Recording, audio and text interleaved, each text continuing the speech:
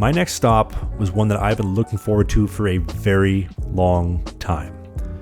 This is the Cranbrook Historical Center, and they have an insane collection of restored passenger cars and locomotives. Like, it is jaw-dropping how many pieces they have on site here. But the real treasure isn't on the tracks, it's actually inside.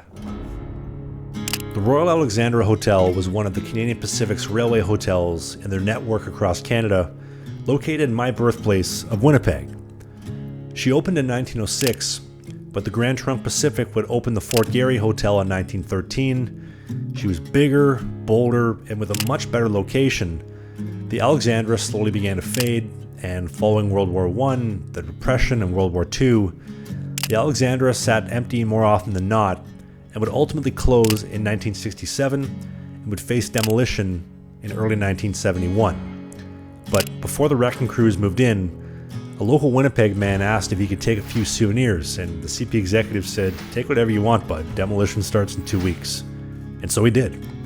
And he dismantled the entire Grand Cafe, and it sat for 20 years in a trailer until he moved to Cranbrook, where he painstakingly reconstructed it into what is on display here in front of you today, the Royal Alexandra Hall.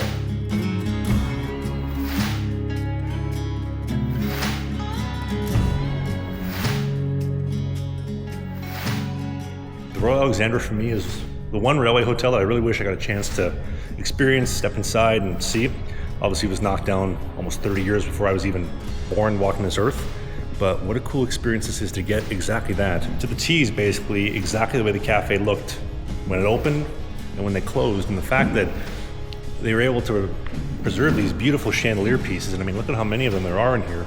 All the woodworking, all the intricate details, essentially untouched, preserved, despite the move, despite the reconstruction, 20 years in storage, and I'm assuming, 60, 70 years of use in my birthplace of Winnipeg. What a absolute hidden gem this is. The Fort Garry in Winnipeg is beautiful, but this is pretty cool. And although the Canadian Pacific Station at the corner of Higgins and Main in Winnipeg does look awfully empty and quite a bit lonely without the Alexandra attached to her anymore today, it's surreal to see a piece of Winnipeg's lost history perfectly preserved over 1,000 kilometers away here in the Kootenays.